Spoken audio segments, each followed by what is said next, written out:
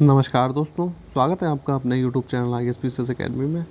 Polity में देखिए आज हम लोग पढ़ने जा रहे हैं शासन प्रणाली, जो विभिन्न देशों में किस तरीके की शासन प्रणाली है और हमारे देश में क्या सिस्टम है और अन्य देशों के साथ में जो तुलना के क्रम में जो भी देखा जाता है, इससे जो भी क्वेश्चन बनते हैं इससे रिलेटेड टॉपिक से, तो आज हम लोग वो सारे के सारे क्वेश्चन आपसे डिस्कस करेंगे। तो चलिए हम लोग पहला क्वेश्चन देखते हैं कि यहाँ पे देखिए आपको दिया गया है कि ध्वज हो, यानी कि आपका झंडा हो गया, राजधानी, संप्रभुता, शासनाध्यक्ष में से राज्य का सबसे महत्वपूर्ण तत्व क्या होता है। तो आप देखेंगे कि राज्य जब हमारा स्टेट जो कि होता है, तो जिसको हम लोग देखिए सभी लोग जो कंट्री बोलते हैं कि जैसे कि भारत एक देश है, तो इसको आप बोल सकते हैं कि भारत एक राज्य है। इस तरीके से भी चीज़ों को देखा जाता है। तो आप बृहद रूप में देखेंगे तो यही डेफिनेशन होगी कि भारत एक राज्य है, ना कि बस हम लोग बोलचाल की भाषा में कंट्री के हिसाब से बोल देते हैं, वैसे ये राज्य के अंतर्गत आता है। तो राज्य का अगर सबसे महत्वपूर्ण तत्व देखा जाए तो इनमें से क्या होना चाहिए, झंडा, राजधानी, संप्रभुता, शासनाध्यक्ष। देखिए तो यहाँ पे जो सबसे महत्वपूर्ण आपका जो तत्व है वो निकल के आता है आपका संप्रभुता। अच्छा, संप्रभुता मतलब क्या होता है कि संप्रभुता मतलब ये होता है कि हम लोगों के ऊपर जो है उस पार्टिकुलर रीजन में जो भी आपकी पॉपुलेशन रहती है, तो उसमें क्या हो, निर्णय लेने की क्षमता उसकी स्वयं की हो, ना कि ऐसा नहीं है कि कोई दूसरा राज्य या फिर कोई दूसरा कंट्री उसके डिसीजन में जो है हस्तक्षेप करे। उसको अपनी मन मर्जी से मुताबिक जो है निर्णय लेने की स्वतंत्रता हो। लेकिन आजकल के टाइम में अगर आप देखेंगे तो संप्रभुता रही नहीं है किसी भी कंट्री के पास में, कहीं ना कहीं। क्योंकि आप देखेंगे कि जो भी है कंट्री है वो अपने मुताबिक डिसीज़न नहीं ले पा रहा है। कहीं ना कहीं आप देखेंगे कि कहीं ना कहीं अमेरिका का दबाव मिल जाएगा, UN सिक्योरिटी काउंसिल वगैरह, इन पे क्या होता है, ये सैंक्शंस लगा रहे हैं किसी कंट्री पे, तो उनके निर्णय को जो है बाधा पहुंचा रहे हैं। कंट्रीज़ के जो भी निर्णय वो स्वयं नहीं ले पा रहे हैं। तो संप्रभुता तो बेसिकली अगर आप देखा जाए तो ये अभी तो प्रासंगिक रही नहीं है, क्योंकि कई जो है इस पर दबाव पड़ते हैं कंट्रियों पे। आप देखेंगे कि अन्य कंट्री मिलकर दबाव डालते हैं, उसकी सॉवरेनिटी तो ख़त्म हो गई, वो खुद का डिसीजन खुद तो ले नहीं पा रहा है, आप उस पर दबाव डाल रहे हैं। लेकिन फिर भी अगर आप महत्वपूर्ण तत्वों में देखेंगे तो संप्रभुता ही आपकी जो है सबसे महत्वपूर्ण तत्व निकल के आती है। क्योंकि अपने डिसीजन जब तक आप खुद ही नहीं लेंगे तो आप अपने देश का जो है विकास कैसे कर पाएंगे। तो यहाँ पर सबसे मूल तत्व ही होता है संप्रभुता। दूसरा कह रहा है कि भारत की संप्रभुता के संबंध में सही कथन है। तो चलिए यहाँ पे देखते हैं कि भारत राष्ट्रमंडल का सदस्य है, लेकिन इसके कारण भारत की संप्रभुता कम नहीं होती है। तो यहाँ पे ये निकल के आती, देखिए बात तो सही है कि राष्ट्रमंडल का सदस्य भी है और इससे कहीं ना कहीं उसकी संप्रभुता को तो खतरा नहीं होता। देखिए एक व्यवहारिक चीज़ अलग होती है, लेकिन हम लोग जो ऑफिशियल रूप से तो सभी कंट्री यही कहते हैं कि संप्रभु हैं, लेकिन कहीं ना कहीं निर्णयों को अन्य कंट्रियों के निर्णय जो है प्रभावित करते हैं। तो यहाँ पे हम लोग औपचारिक रूप में तो इसका आंसर सही मानेंगे, बेसिकली मानेंगे। ये तो शायद मेरा भी नज़रिया हो सकता है, आपका अलग हो सकता है, सभी का अलग अलग हो सकता है, लेकिन इस पे सोचने के बाद मैं इस नतीजे में पहुँचा हूँ। अगला देखते हैं कि भारतीय संविधान में जिस प्रकार की शासन प्रणाली की व्यवस्था की गई है तो वह किस तरीके की है। देखिए हमारे यहाँ पर जो शासन प्रणाली है वो है संसदात्मक, हमारे यहाँ पर संसदीय प्रणाली है। तो अगला देखते हैं कि सर्वप्रथम जो संसदीय प्रणाली है ये कहाँ पे आरंभ हुई थी, ये हुई थी ग्रेट ब्रिटेन में। तो वहीं से जो है हम लोगों ने जो है इसकी अवधारणा जो है संसदीय जो भी शासन प्रणाली है, तो इसकी रूपरेखा हम लोगों ने कहाँ से ली है, ब्रिटेन से ही ली है। और लेकिन यहाँ पे थोड़ा सा डिफरेंस भी होगा, अगर क्वेश्चन आया तो मैं उस डिफरेंस को जो एक्सप्लेन करूँगा आगे। भारतीय संविधान की विशेषता है तो संसदात्मक सरकार यानी कि संसदीय व्यवस्था है। संघात्मक सरकार भी है इसकी विशेषता, लेकिन इसको कहीं ना कहीं अर्धसंघात्मक की आपात स्थिति में ये एकात्मक भी हो जाती है संघात्मक से। और यहाँ पर आपको देखने को मिलेगी स्वतंत्र न्यायपालिका। अगला क्वेश्चन देखते हैं कि भारतीय संविधान की विशेषता नहीं है तो अध्यक्षात्मक सरकार।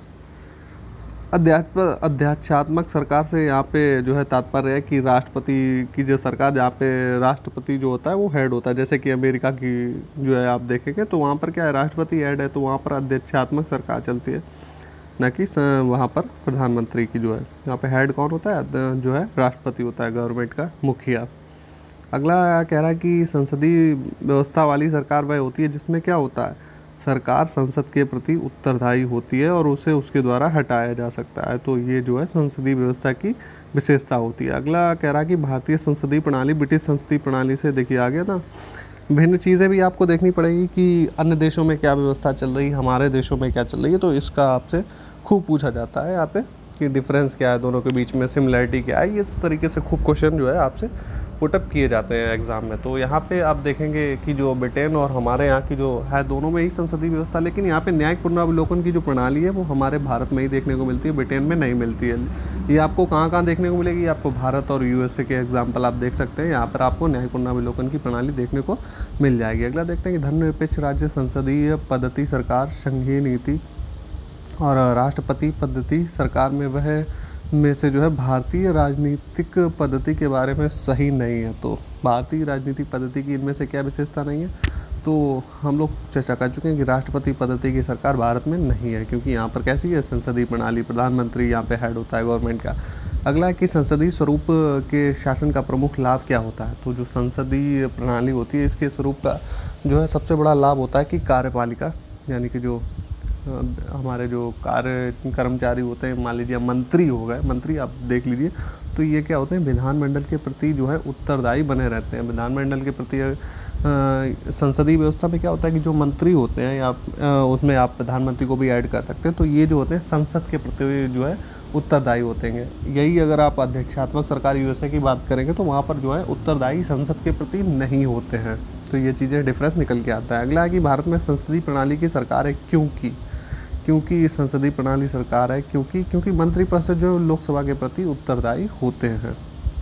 ये विशेषता होती है संसदीय प्रणाली की। अगला कह रहा है कि भारत के संदर्भ में संसदीय प्रणाली में निम्न सिद्धांत संस्थागत रूप में निहित हैं। तो क्या क्या चीज़ें हैं यहाँ पे, मंत्रिमंडल जो होते हैं, मंत्रिमंडल के सदस्य जो होते हैं वो ही संसद के सदस्य भी होते हैं। तो संसद के सदस्य ही क्या होंगे, मंत्रिमंडल के सदस्य होंगे। दूसरा है कि जब तक मंत्रियों को संसद यानी लोकसभा का विश्वास प्राप्त रहता है तब तक ही वे अपने पद पर बने रहते हैं। तो ये दोनों ही विशेषताएँ आप देख लीजिए। संसदात्मक शासन व्यवस्था में क्या होता है, तो विधायिका का जो है कार्यपालिका पर नियंत्रण होता है। संसदीय व्यवस्था में हम लोग चर्चा कर चुके हैं, जो विधायिका होती है उसका कार्यपालिका पर नियंत्रण होता है।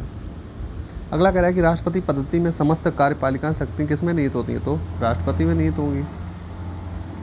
अगला है भारत में राजनीतिक व्यवस्था के जो मूलभूत लक्षण हैं, तो क्या क्या लक्षण हैं, चलिए उनको देखते हैं। तो यह एक लोकतांत्रिक गणराज्य है। दूसरा, इसमें संसदीय व्यवस्था की सरकार है। यहाँ पर तीसरा है कि सर्वोच्च सत्ता भारत की जनता में निहित होगी। चौथा है सत्ता को केंद्र एवं राज्यों में विभाजित किया गया है।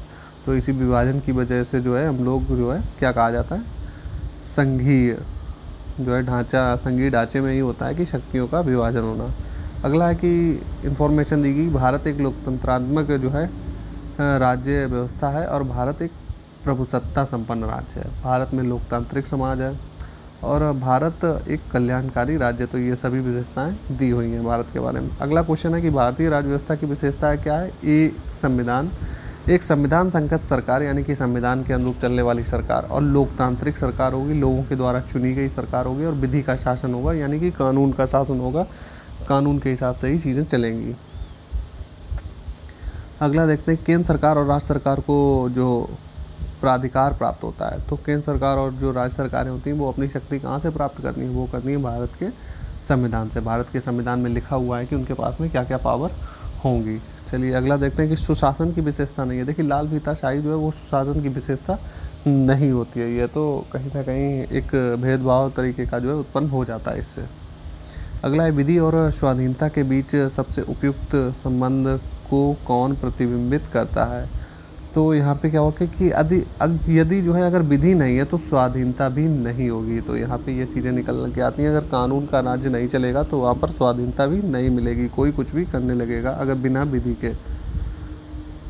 अगला क्वेश्चन है कि कल्याणकारी राज्य यानी कि वेलफेयर जो स्टेट होता है का उद्देश्य क्या होता है। तो अधिकतम संख्या का जो है अधिकतम कल्याण सुनिश्चित करना वेलफेयर स्टेट का जो है उद्देश्य होता है। राज्य हर जगह है, यह अंतराल शायद ही कोई छोड़ता हो, यह व्याख्या है। तो ये जो है कल्याणकारी राज्य की विशेषता या फिर व्याख्या कर सकते हो इसके माध्यम से। भारतीय संविधान का दर्शन क्या है, फिलॉसफी क्या है। तो भारतीय संविधान की आप फिलॉसफी की बात करें तो भारत का संविधान भारत को एक कल्याणकारी राज्य के रूप में देखता है, समाजवादी राज्य के रूप में देखता है, और राजनीतिक समानता की भी जो है चर्चा होती है। इसको आप जो है हमारी प्रस्तावना पढ़ के भी जो है इसको देख सकते हैं। भारतीय संविधान का दर्शन नहीं है तो साम्यवादी सरकार जो है राज्य जो है हमारे संविधान का दर्शन नहीं है। अगला है कि भारत में राजनीतिक सत्ता का प्रमुख स्रोत क्या है। तो राजनीतिक सत्ता का जो है शक्ति कहाँ से मिलती है, जनता के द्वारा वोट, लोग वोट करते हैं, उसके बाद में ही किसी जो है पार्टी को या फिर किसी राजनीतिक दल को जो है सत्ता मिलती है। अगला देखते हैं कि अध्यक्षात्मक शासन प्रणाली का आधारभूत तत्व क्या होता है। तो एकल कार्यपालिका होती है, एकल कार्यपालिका होती है यहाँ पे। अगला है सही कथन है कि भारत एक संसदात्मक प्रजातंत्र है। तो भारत में संसदीय प्रणाली है। भारत में प्रजातंत्र इस तथ्य पर आधारित है कि जनता को सरकारों को चुनने तथा बदलने का अधिकार प्राप्त होता है। तो प्रजातंत्र में यही होता है, प्रजातंत्र में लोग जो है अपने प्रतिनिधियों को एक टाइम पीरियड के लिए चुनते हैं और दोबारा भी वो उनको हटा भी सकते हैं और दोबारा भी चुन सकते हैं। ये अधिकार प्रजातंत्र में लोगों को मिलता है। अगला है कि भारत का संविधान परिसंघीय विनिर्धारित होता है।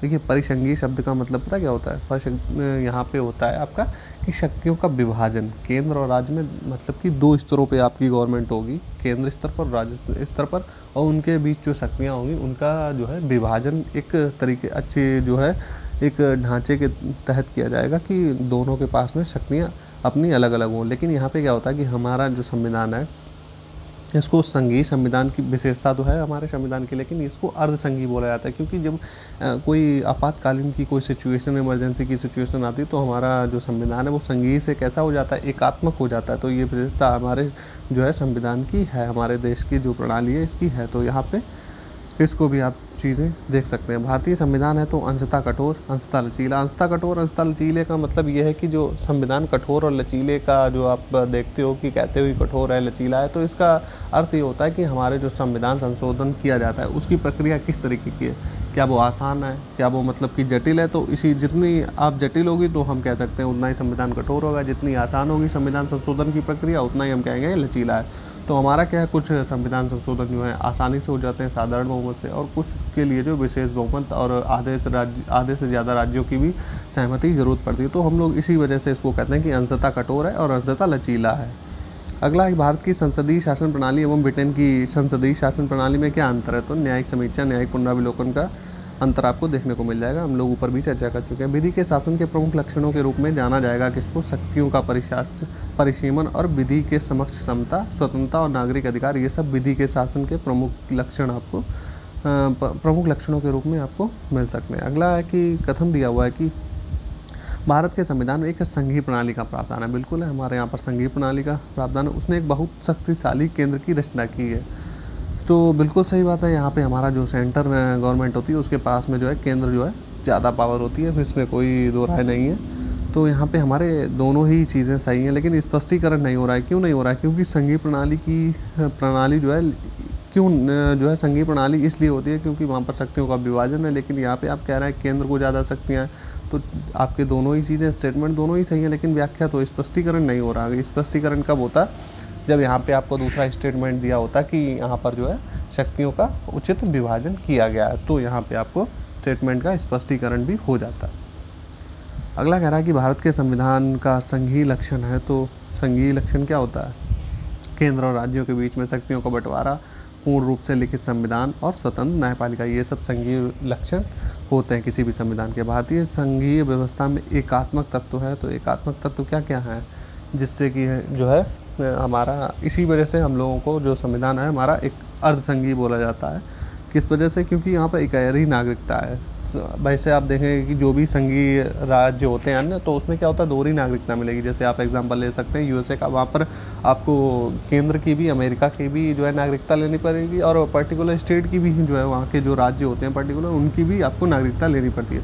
राज्यपाल की नियुक्तियाँ जो हैं ये भी एकात्मक तत्व है। और क्या क्या है? आपातकालीन का प्रावधान हो गया, अखिल भारतीय सेवाएं हो गई, राज्यसभा में असमान प्रतिनिधित्व हो गया, राज्य विधेयकों पर राष्ट्रपति की स्वीकृति, राज्यों में संवैधानिक संकट, ये सभी जो है कहीं ना कहीं एकात्मक तत्व के रूप में यहाँ पर आपको हमारे संविधान में दिख जाएंगे। भारत एक गणतंत्र है, इसमें अंतर्निहित है। तो इसमें क्या है?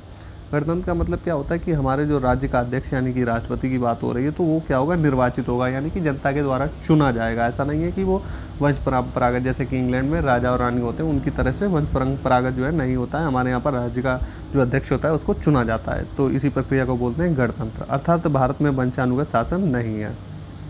अगला है कि भारत में संघीय व्यवस्था से संबंधित सही कथन क्या है, तो क्या है कि संविधान शासन की मूल संरचना के लिए एक संघीय व्यवस्था की प्रस्तावना करता है तथा एकात्मक झुकाव का उसमें जो है सशक्त मिश्रण दिया हुआ है। अगला है कि भारत एक लोकतांत्रिक देश है, और बिल्कुल सही है, लोकतांत्रिक देश है। भारत का अपना एक संविधान है। तो भारत का दो चीज़ें देखिए, यहाँ पे दोनों ही चीज़ें सही नहीं, लेकिन व्याख्या क्यों नहीं हो रही? क्योंकि व्याख्या जब होती है, जब यहाँ पे कारण भी आपका रीज़न बिल्कुल सही दिया होता है, चीज़ें तो दोनों ही सही हैं। यहाँ पे देखिए किस तरीके से आपकी व्याख्या होती है, जैसे कि भारत एक लोकतंत्रात्मक देश है क्योंकि यहाँ पर जो है हमारे मान लीजिए अध्यक्ष या फिर जो फिर सरकार होती है वो लोगों के द्वारा चुनी जाती है। तो इस अगर ये यहाँ पे सेकंड वाला स्टेटमेंट हो तो हमारी व्याख्या सही होती। चलिए अगला हम देखते हैं कि अध्यक्षात्मक जो शासन प्रणाली की विशेषताएं होती हैं क्या क्या होती हैं। तो कार्यपालिका का प्रमुख कौन होता है? राष्ट्रपति। अच्छा, संसदीय प्रणाली में कौन होता है? प्रधानमंत्री। दूसरा होता है राष्ट्रपति अपनी मंत्रिपरिषद का चयन स्वयं करता है। और तीसरी विशेषता होती है राष्ट्रपति व्यवस्थापिका, यानी कि संसद को भंग नहीं करते हैं। यानी जो हमारे यहाँ पे प्रधानमंत्री जी होते हैं वो चाहें तो अपना इस्तीफा देकर लोकसभा को भंग कर सकते हैं, लेकिन ऐसा जो है वहाँ पर अध्यक्षात्मक शासन प्रणाली में नहीं होता है। राष्ट्रपति अपना इस्तीफा देने के बाद में विधायिका को भंग नहीं कर सकता है। अगला है कि अध्यक्षात्मक शासन का सर्वप्रथम उदय कहाँ पर हुआ? तो ये यूएसए, संयुक्त राज्य अमेरिका में जो है स्टार्ट हुई थी ये पद्धति। अगला है भारत का राष्ट्रपति परोक्षता निर्वाचित होता है। परोक्षता का मतलब क्या होता है? कि डायरेक्ट जो है जनता के द्वारा नहीं, जनता के द्वारा चुने गए प्रतिनिधियों के द्वारा जो है हमारा जो है राष्ट्रपति चुना जाता है। इसी को बोलते हैं परोक्षता निर्वाचित। अगला है कि भारत में संसदीय प्रणाली को गणतंत्र के साथ में जोड़ा गया है। तो गणतंत्र की बात हो रही है, तो सही बात है, यहाँ पे राष्ट्रपति का जो है चुनाव होता है, इसी वजह से गणतंत्र होता है। तो यहाँ पे हमारे दोनों ही चीज़ें सही हैं और यहाँ पे व्याख्या भी बिल्कुल सही हो रही है। अगला देखते हैं कि राजनीतिक दल लोकतंत्र के जीवन रक्त होते हैं। तो जो पॉलिटिकल पार्टी होती हैं वो लोकतंत्र के जीवन रक्त होती हैं। लोग खराब शासन के लिए सामान्यतः राजनीतिक दलों को ही कोसते हैं।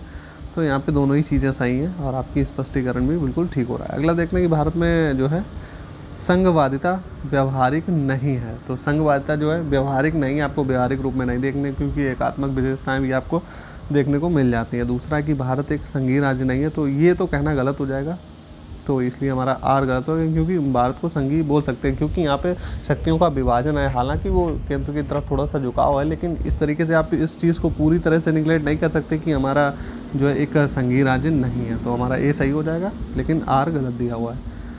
अगला कथन दिया हुआ है आपका कि भारत की संघात्मक संरचना का मुख्य उद्देश्य जो है इसकी बहुआयामी विविधताओं में से एक राष्ट्र का निर्माण करना और राष्ट्रीय एकता को संरक्षित करना था। दूसरा यहाँ पे कारण इन्होंने इसे दिया है कि विविधताओं के समंजन के से जो है एक सशक्त न कि कमज़ोर भारतीय राष्ट्रीयता का निर्माण हुआ है। तो यहाँ पे देखिए दोनों ही चीज़ें आपकी सही हैं और यहाँ पे व्याख्या भी आपका स्पष्टीकरण भी बिल्कुल ठीक हो रहा है। तो दोनों ही चीज़ें सही दी हुई हैं। अगला देखते हैं कि महिलाएं, दलित, निर्धन एवं अल्पसंख्यक समूह भारत में लोकतंत्र के सबसे बड़े दावेदार होते हैं। तो बिल्कुल सही बात है, ये समूह होते हैं जो लोकतंत्र के सबसे बड़े दावेदार होते हैं। यहाँ पे कारण क्या होता है कि भारत में जो है लोकतंत्र जो है अधिक आत्मसम्मान की कामना का वाहक बनकर उभरा है। तो यहाँ पे दोनों ही चीज़ें सही हैं, स्पष्टीकरण भी आपका बिल्कुल सही हो रहा है। अगला क्वेश्चन देखते हैं कि भारतीय संविधान के वृहद होने के कारण क्या है। तो यहाँ पर हमारा जो संविधान है जो विश्व में सबसे बड़ा जो है आपको रिटर्न में जो भी संविधान मिलेगा तो सबसे बड़ा हमारे ही देश का संविधान है। इसका रीज़न क्या है बड़ा होने का? तो ये संघ और राज्यों का संविधान सरकार, मतलब कि यहाँ पे क्या है आपको केंद्र का और राज्य का दोनों का ही इकट्ठा संविधान मिल जाएगा, जैसा कि अन्य संघीय राज्यों में नहीं मिलता है। वहाँ पे स्टेट का अलग होता है और सेंटर का अलग होता है।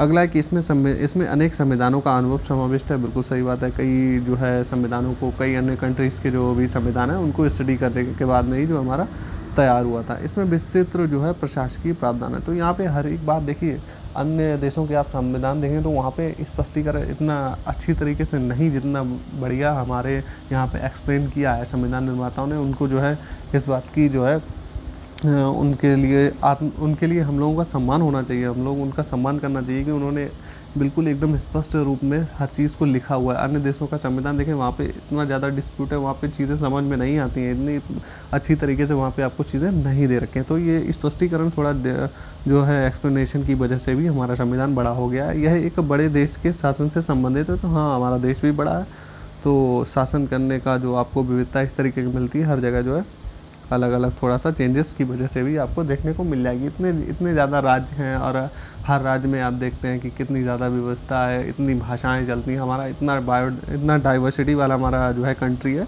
जिसको जो है सभी को एक साथ में रखने के लिए जो है कई कानून बनाने पड़े। अगला कथन दिया हुआ है कि भारतीय राजनीतिक व्यवस्था की प्रकृति में निरंतरता और परिवर्तन के तत्व मूर्त रूप में पाए जाते हैं। बिल्कुल सही है। क्यों पाए जाते हैं? क्योंकि भारतीय राजनीतिक व्यवस्था में निम्न राजनीतिक कार्यशैलियाँ जैसे कि आधुनिक शैली, परंपरागत शैली, संत शैली के तत्व ये सभी उसमें समाहित हैं। तो इसीलिए यहाँ पे निरंतरता और परिवर्तन के तत्व मूर्त रूप में पाए जाते हैं। तो दोनों ही चीज़ें सही हैं, यहाँ पर सही व्याख्या भी हो रही है। अगला देखते हैं कि भारतीय संघीय व्यवस्था को अर्धसंघात्मक कहा जाता है। तो अर्धसंघात्मक क्यों कहा जाता है? यहाँ पे कारण देखते हैं कि भारत में एक स्वतंत्र न्यायपालिका है जिससे न्यायिक पुनरीक्षण का अधिकार है। नहीं, कारण तो यहाँ पे स्पष्टीकरण नहीं दे रहा है। कारण यहाँ पे स्टेटमेंट तो ये सही दी है कि भारत में स्वतंत्र न्यायपालिका है जिससे न्यायिक पुनर्विलोकन का अधिकार है, लेकिन इस वजह से अर्धसंघात्मक हो रहा है। नहीं, अर्धसंघात्मक क्यों हो जाता है? क्योंकि यहाँ पर इमरजेंसी के समय आपको यहाँ पे झुकाव मिलेगा आपको केंद्र की ओर, इस वजह से जो है अर्धसंघात्मक होता है। तो यहाँ पे चलिए दोनों ही चीज़ें देखिए सही तो दे रखी हैं, लेकिन स्पष्टीकरण नहीं सही हो रहा है। अगला देखते हैं कि भारतीय संविधान है क्या है? प्रकृति में संघात्मक किंतु भावना में एकात्मक है। वही बात आ जाती है ना कि हाँ, व्यवहारिक रूप में आप देखेंगे तो एकात्मक ही आपको कहीं ना कहीं दिखेगा। भारतीय संघ राज्य पद्धति है, तो किस तरीके की संघबद्ध होने वाली इकाइयों के बीच समझौते का परिणाम जो है नहीं है, समझौते का नहीं है। विलय पत्र पर जो है सिग्नेचर कराया गया, समझौता नहीं हुआ है। समझौता कहाँ पे हुआ था? यूएसए में। अगला देखते हैं, कथन दे रखा है कि भारतीय संविधान अर्धसंघात्मक है। और क्यों है? क्योंकि भारतीय संविधान, दूसरा यहाँ पे रीज़न दिया हुआ है कि भारत का संविधान ना तो संघात्मक है ना ही एकात्मक की श्रेणी में आता है, तो इसीलिए इसको बीच का रास्ता यानी कि असंघात्मक बोलते हैं। तो यहाँ पे व्याख्या आपकी बिल्कुल सही हो रही है। अगला कह रहा है कि भारतीय संघवाद को सहकारी संघवाद कहा था किसने? जी ऑस्टिन ने जो है इसको सहकारी संघवाद की जो है कहकर पुकारा था। भारत अर्धसंघात्मक राज्य है, ये किसने कहा था? ये केसी वीर जी महोदय जो थे, इन्होंने भारत को अर्धसंघात्मक कहा है। अगला देखते हैं कि भारतीय संविधान अधिक कठोर तथा अधिक लचीले के मध्य एक अच्छा संतुलन स्थापित करता है, ये बात कही थी केसी वीर ने। अगला है कि संविधान को संघात्मकता के तंग ढांचे में नहीं डाला गया, ये कथन था भीमराव अम्बेडकर जी का। अगला देखते हैं हम लोग गणतंत्र की अवधारणा से संबंधित है। तो एक राज्य जिसमें जनता सर्वोच्च, तो गणतंत्र में क्या होता है कि जहाँ पे जिस मान लीजिए कोई राज्य, उसकी जनता सर्वोच्च हो, सर्वोच्च शक्ति का निर्वाचित प्रधान हो, यानी कि जो प्रधान होगा हमारे राज्य का, वो उसको जो है जनता के द्वारा चुना जाना चाहिए। एक ऐसी सरकार जो जनता के द्वारा निर्वाचित प्रतिनिधियों को हो, तो सरकार कैसी हो? जनता के द्वारा चुनी हो। ये सब विशेषताएं आपको गणतंत्र की मिल जाती हैं। संवैधानिक सरकार क्या है? तो संवैधानिक सरकार वह है जो व्यक्ति की स्वतंत्रता के हित में राज्य की सत्ता पर प्रभावकारी प्रतिबंध लगाती है। किसकी स्वतंत्रता? व्यक्ति की स्वतंत्रता जो है सर्वोपरि होती है, जहाँ पे संवैधानिक सरकार होती है। भारत में दल विहीन प्रजातंत्र प्रस्तावित किया, तो किसने? महात्मा गांधी और जयप्रकाश नारायण इनको बोला जाता है, इन्होंने किया था। मिथकों और कहावतों के रूप में प्रशासन के सिद्धांतों को अस्वीकार किया, हर्बर्ट साइमन ने। विकास प्रशासन की अवधारणा से संबंधित है, फ्रेड डब्ल्यू रिंग्स जो है विकास प्रशासन की अवधारणा से संबंधित हैं। अगला है कि परिभाषा से संवैधानिक सरकार का अर्थ क्या है? संवैधानिक सरकार का अर्थ होता है सीमित सरकार। सीमित सरकार का मतलब ये है कि उसके पास लिमिटेशन है, गवर्नमेंट के ऊपर लिमिटेशन है कि आप संविधान से बाहर जो है आप कार्य नहीं कर सकते हो। संविधान के अनुरूप ही आपको शक्तियाँ मिलेंगी, आपको पास में असीमित शक्तियाँ नहीं है, आपके पास सीमित लिमिटेशन जो है पावर है संविधान के अनुसार जो है। राज्य व्यवस्था के संदर्भ में स्वतंत्रता की सर्वाधिक उपयुक्त व्याख्या क्या है? तो स्वयं को पूर्णता विकसित करने का अवसर देगा जो है किसको? लोगों को। अगला है कि समाज में समानता होने का एक निहितार्थ यह भी है कि उनमें विशेषाधिकारों का अभाव हो, तो ये चीज़ भी है समानता के अंतर्गत आती है। अगला जो टॉपिक है हमारा राष्ट्रीय प्रतीक, चलिए इसको भी आज हम लोग देख लेते हैं। तो राष्ट्रीय प्रतीक हमारे क्या कहें? भारत का राष्ट्रीय पशु है आपका बाघ, राष्ट्रीय पुष्प कमल, राष्ट्रीय पक्षी मोर, राष्ट्रीय ध्वज में चक्र में राष्ट्रीय ध्वज में जो चक्र है वो किसका प्रतीक है? आपका न्याय का। और इस चक्र में टोटल तीली कितनी है आपको? 24। ध्वज की लंबाई चौड़ाई का अनुपात क्या है? 3:2। संपूर्ण राष्ट्रगान जो है इसका टाइम पीरियड गाने का होता है 52 सेकेंड। जनगण मन को भारत के राष्ट्रगान के रूप में अपनाया कब गया था? 1950 में। भारत की जो है संविधान सभा ने राष्ट्रीय ध्वज को सर्वप्रथम कब स्वीकार किया था? तो ये 22 जुलाई 1947 को। अगला है कि भारत शासन के द्वारा राजकीय चिन्ह यानी कि स्टेट जो एम्बलम जो होता है अंगीकृत यानी अडॉप्ट किया गया था कब? 26 जनवरी 1950 को। भारतीय राष्ट्रीय पंचांग आधारित है, तो ये सक्सम्मत पर आधारित है। राष्ट्रीय पंचांग को अपनाया गया था 22 मार्च 1957 को। तो आज का वीडियो हम लोगों का यहीं पे समाप्त होता है। अगले वीडियो में जो है हम लोग पॉलिटी में देखेंगे राज्य एवं संघ राज्यों के क्षेत्रों जो हैं इनसे रिलेटेड क्या क्वेश्चन बने हैं, इनको हम लोग डिस्कस करेंगे। तो चलिए फिर हम लोग मिलते हैं नेक्स्ट वीडियो में। अगर आपका कोई क्वेश्चन या फिर कोई किसी क्वेश्चन में डाउट है तो आप कमेंट बॉक्स में करिए, अगर आपको किसी क्वेश्चन को लेकर डाउट लग रहा है।